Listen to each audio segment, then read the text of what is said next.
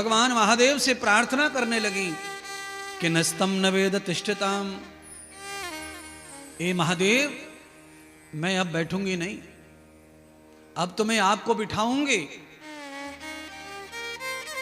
और जब आप बैठ जाएंगे तभी मैं बैठूंगी, जब आप सो जाएंगे तब मैं सोऊंगी, जब आप खा लेंगे तब मैं खाऊंगी।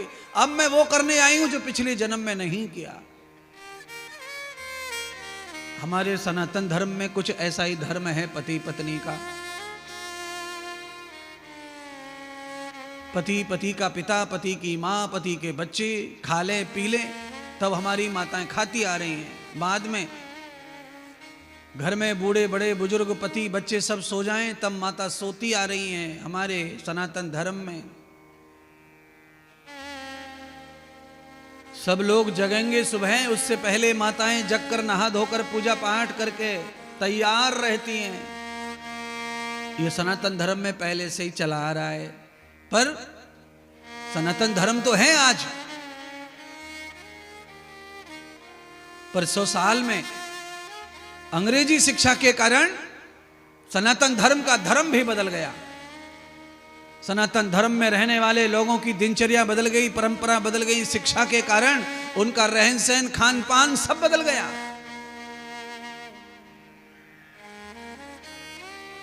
अब सास खाए न खाए कोई फर्क नहीं पड़ता, पति के पिता को भोजन मिला है नहीं मिला है कोई फर्क नहीं पड़ता, पिताजी सोए कि नहीं सोए बेटे को फर्क नहीं पड़ता। क्यों? समय के साथ में हर चीज में बदलाव आता है, इसलिए मैं किसी को दोष नहीं लगा रहा हूं। समय ऐसा है।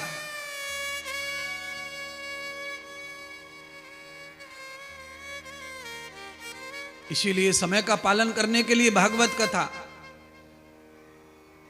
हम कैसे लौटे उस परंपरा में जो परंपरा हमारी छीन गई।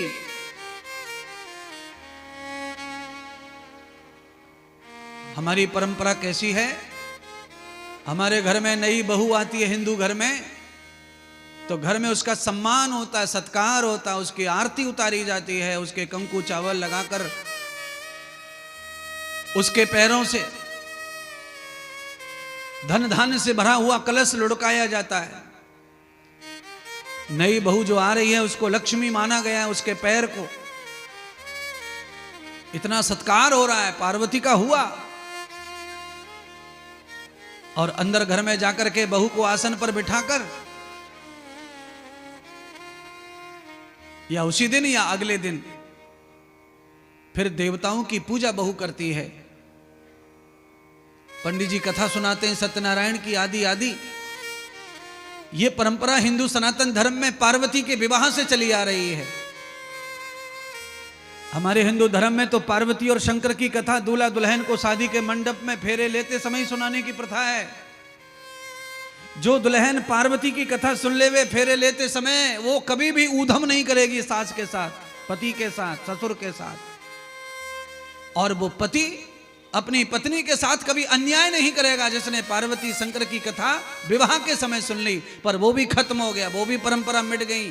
अब कथा नहीं होती शादी के समय।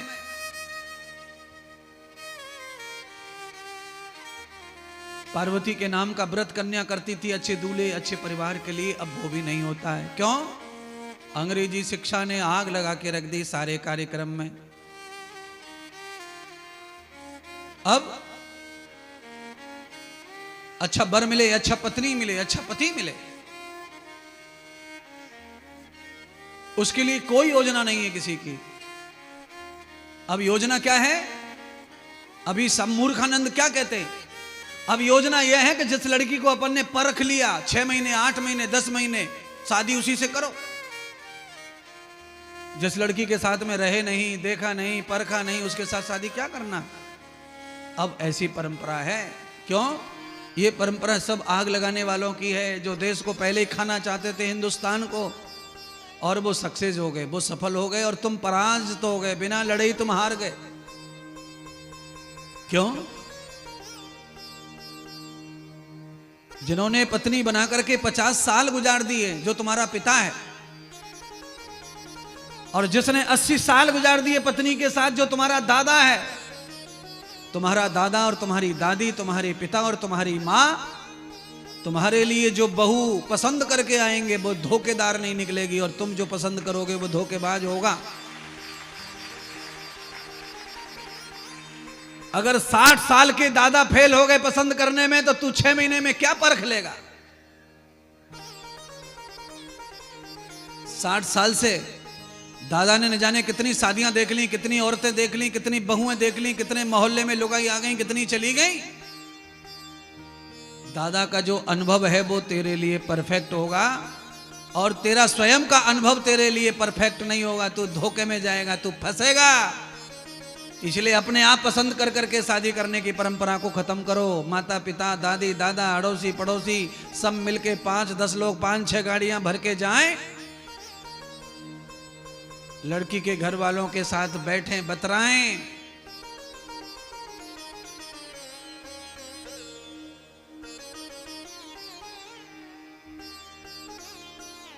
पूरे खानदान के साथ व्यवहार होना चाहिए। पार्वती माता का व्यवहार ऐसा ही था। पार्वती जी ने क्या कहा? हे महादेव, मेरे जीवन को धन्य कर दो, कृतार्थ कर दो। पार्वती ने कहा मेरा जीवन धन्य कर दीजिए, और ये भोग की जिंदगी अब मैं जीना नहीं चाहती। मैंने घोर अपमान किया आपका, भगवान प्रभु श्री राम का, आपके इष्ट देव ब्रह्म का। मैं प्रायश्चित करने के लिए पार्वती का अवतार लेकर आई हूं। भोलेनाथ, मैं तो सदैव आपकी अर्धांगिनी ही हूं, मुझे बार बार शरीर लेने की आवश्यकता नहीं है। पर मानव शरीर में आकर के मैंने अपमान जो किया, और मैंने पिछले जन्म में गुरु नहीं बनाया, मैंने गुरु नहीं किया, कान नहीं फुकवाया, मंत्र नहीं लिया। इस कारण मुझे गुरु बनाना है, मुझे कथा सुननी है। आपने इतना प्रयत्न किया था पिछले जन्म में, पर मैंने कथा नहीं सुनी। आप तो सुना ही रहे थे, पर साथ आप मुझे ऋषि कुंभज के आश्रम ले गए, मैंने वहां भी कथा नहीं सुनी, और मैं कथा का अपमान करके लौट आई। मार्ग में श्री राम और लक्ष्मण मिले, मैंने उनका भी अपमान किया परीक्षा लेकर। मैंने आपके वचन पर विश्वास नहीं किया, इसीलिए मुझे उस जन्म में अपयश का मरण आया। मुझे अग्नि में जल के मरना पड़ा, आत्महत्या करके मरना पड़ा। महादेव, अब मैं अजन्मा रहना चाहती हूं, अब मैं मृत्यु को प्राप्त ही नहीं करना चाहती, इसीलिए मुझे अमर कथा सुनाओ। पार्वती अमर कथा सुनना चाहती है बंधुओं।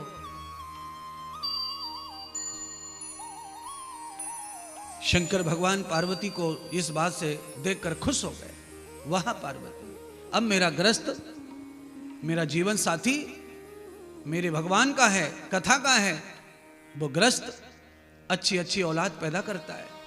इसीलिए आप जानते ही ना कि पार्वती के यहां गणेश पैदा हुए, देवों के देव महादेव के घर में आदि पूजक गणेश। क्यों? जिन महिलाओं में गुरु की सेवा, जिन महिलाओं में कथा का लालच बैठ जाता है, उनके कोख से अच्छे अच्छे बालक पैदा होते हैं, अच्छी अच्छी सेवा करने वाले।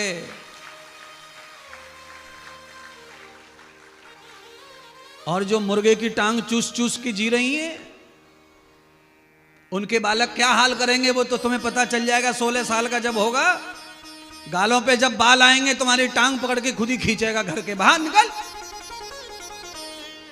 पता चल रहा है सबको, मैं जो कह रहा हूं सब जान रहे हैं, सही कह रहा महाराज, यही तो हो रहा है हमारे घर में। पर हम जाएं तो जाएं किसको बताने, चुपचाप चुपचाप सहन कर रहे हैं सब। क्यों? क्योंकि घर से निकलते ही कुर्ता वुर्ता पहन के, जाकट वाकट डाल के, अकड़ के बाहर बताएंगे, घर की पोल खुल जाएगी तो अकड़ सब धरी के धरी रह जाएगी। आदमी अपने ढक्कन लगा लगा कर छुपा छुपा के रख रहा है, घर की प्रॉब्लम, घर की बीमारी, घर के कलेश, औलाद की हरकतें छुपा छुपा के। ना ना ना ना ना ना ना ना, छुपाओ मत, बीमारी और बड़ी हो जाएगी, और बड़ी हो जाएगी। जल्दी दिखाओ डॉक्टर को, किसी महात्मा के पास जाओ, जल्दी बताओ, जिससे बीमारी यहीं कहीं रुक जाए।